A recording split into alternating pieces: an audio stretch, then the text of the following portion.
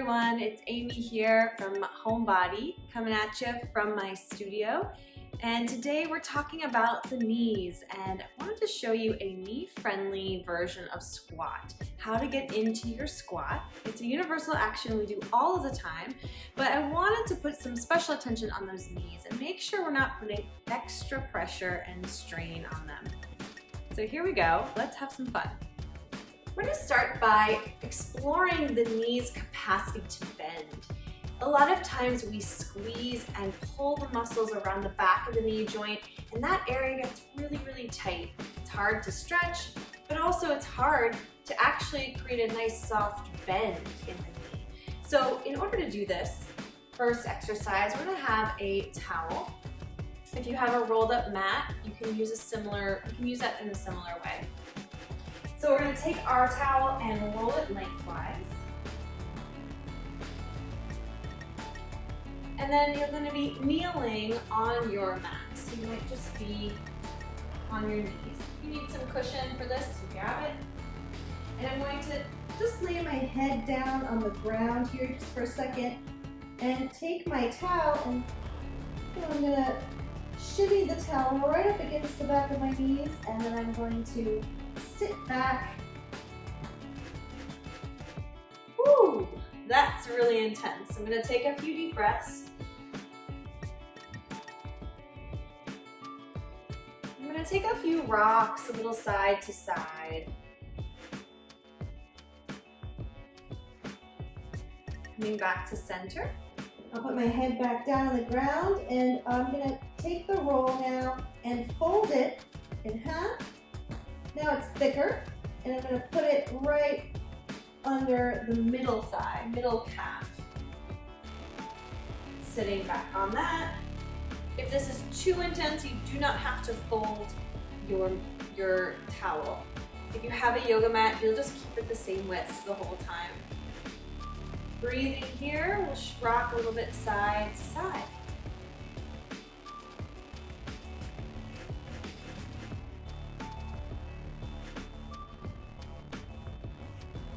And then one more round of this. I'm going to shift up and put it anywhere around the lower calf that feels good. Same idea. Then I'm just going to shift side to side. If this pressure is hard on the tops of your feet, you can take another towel and you can place it under your feet or a yoga mat or anything like that. Either once or twice folded, and that should help create less pressure to flatten the front of your feet. We're going to come off of there and just coming to sit. You can sit in a chair, you can sit on the floor. We're just going to use our hands for a moment, specifically our thumbs, and find the soft part of the back of the knee.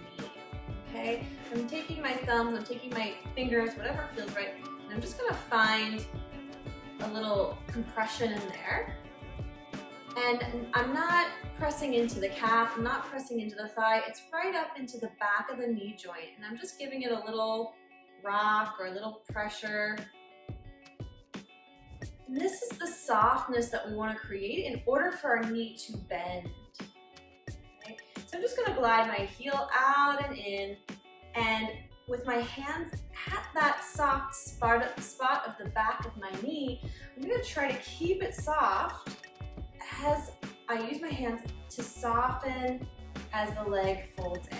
Obviously, we're not weight bearing, so this is a lot easier now. It's super important to get this rhythm before we do come to stand. Noticing if when you bring your heel in, you want to grip and kind of tighten, pull your calf to your thigh. That's extra muscles that we don't need in order to articulate our knee joint. Our knee joint is the space between the shin and the thigh. We need proper movement here. If there's so much congestion at the knee joint, then it's going to create major strain and pain. So one of the biggest secrets that I can offer is finding the space in the back of the knee to bend. You can do that on both sides.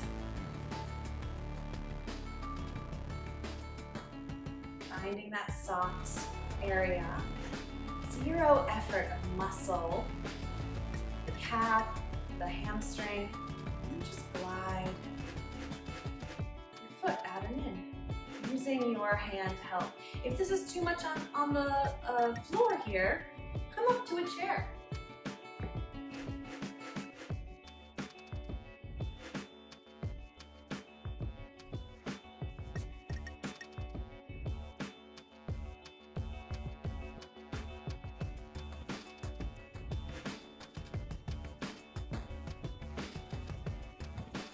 So you might feel some nice ease in the back of your knees now. I hope so.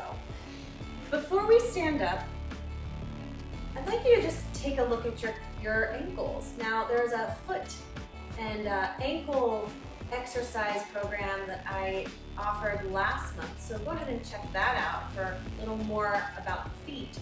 But we're just going to take some nice ankle circles here. So what happens to the knees is going to happen because of any stiffness or tightness in the calves and in the hips above. So we're going to make sure that both the ankles and the hips have their full range of motion so that our knees can have theirs. So just taking some circles, whether you're sitting in a chair or whether you're sitting on the floor. Just look for any stiffness in the ankles. If there's any kind of like short kind of spastic motion that you can't make a smooth circle, notice that. We want to try and find every single range that we can, every angle for the ankle to move in. And so if there is some kind of like short and sticky movements, that we just want to keep practicing this in order for all the ligaments to clear up their congestion, all the muscles to get long and free. So shake that out. And we're going to come up to standing, getting ready for our squat. So as I mentioned, it's our ankles and our hips that are going to determine how well our knees are able to be free, flexible, and mobile. So with the hips, we have to do what we did with the ankles. You're going to put hands on the hips or hands by your sides or hands up behind your head, whatever you want. We're going to circle those hips. So I invite you to let your knees soften. You don't have to have straight knees here. Notice how the knees respond to your hips and how your feet respond to your circling hips. Notice if there's any, again, that kind of clunky, short movement of the hips and where you feel smoothness and ease in both directions. If this is something that's foreign or you've never really tried before, I highly recommend this as a daily routine. Ankles and hips, just circle 5 to 10 times each direction every single day. It's a great way to not only preserve your knee health, but also just whole body support. So now that we've shaken out those hips, we'll do one more thing for the hips. You can grab a hold of a wall or some kind of support, and you're gonna grab a hold of your foot behind you. Now if this is too much, I'll show you what you can do instead. But when you hold onto your foot here, I'm just finding the front of the hip a nice stretch. If that's too much, you can come onto the floor. I'll come onto the Cadillac here. And you can do this in a similar way, just lying on your belly, grabbing a hold of your leg. If this is too much on your knee, right? Because if you don't have a nice soft bend in the knee, it might be too much. You can wrap a belt around your foot and hold on to that so you don't have to make as much of a bend. And hopefully you still feel a nice stretch through your quad. So take a couple of deep breaths wherever you are.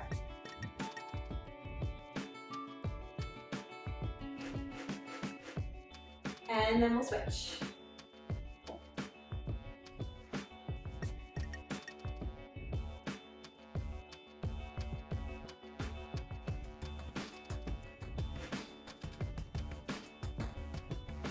Letting go of your legs. Notice how you might feel a little freer up at the hips, hopefully down below at your ankles. Now it's time for that squat promised. The squat we're going to do today is about hip width and with parallel feet. Today we're going to focus on parallel feet because that's going to help preserve our knee stability and strength. When we start to turn out the legs, that's when we can get twists in the ligaments of our knee joints. And we're going to be coming into a high squat position. So how we do this, we're gonna first of all talk about the mechanics of the hip joint. So a lot of times we just drop into it and our knees take the brunt of that. What we need to focus on first is bending at the hip joint, allowing the pelvis to roll over the top of the legs and give you that flexion or soft fold in the front of your hip. What happens then is that the booty goes backward, right? Because I'm not bending just straight forward. I'm bending my knees at the same time to counter the weight going backward. But oftentimes we just let our knees bend and we go straight down. This, again, puts all that pressure on the knee. It can't really bend more than this, then we force it down. Instead, we get more of our movement, more range by moving our hips back in space, really removing the top of our leg back in space against the reach of the knee that's going forward. Now I'm starting to feel some work. The final piece of this though is that our ankles have to bend as well. So the same reason that we need hip folding and knee folding, we need the front of our ankles to bend as well. So if you notice that they kind of tighten and pull the shin toward the top of your foot, that's a tightness that isn't about the flexion or the gliding of the bones. That's just about actual muscular effort that we don't need.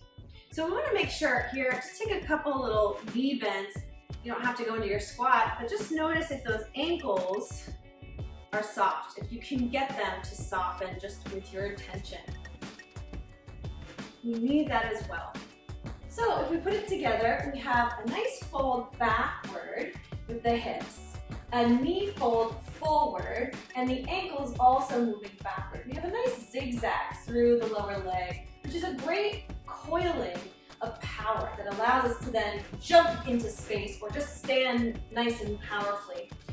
So if you come back into this position, notice, are you tightening your tailbone under, right? That is not a bend in the hip flexors. So we have to really find that reach of the tailbone back. And look at my spine. I'm not pushing my spine down. This is what we see a lot. Shoulders kind of pulled down, butt actually higher. And that puts a lot of strain on the back, not to mention the knees. As I come into my squat, my spine is just staying neutral, right? Spine long, spine long. All I've done is it's just tilted forward because of the relationship it has to the pelvis now. Right? So the work is in the legs, it's not the back. The back is just following the motion. So it should be nice and smooth for you. And you can bring your hands right in front of your chest. You can bring them to your hips if you want support there. You can bring them up into the air. And we're just going to do together 10 times. 1, 2. Finding some folding. 3. When I come up to stand, I'm not moving my knees backward to stand. I'm keeping my knees right over my ankles and my hips are coming up and forward. 6, 7,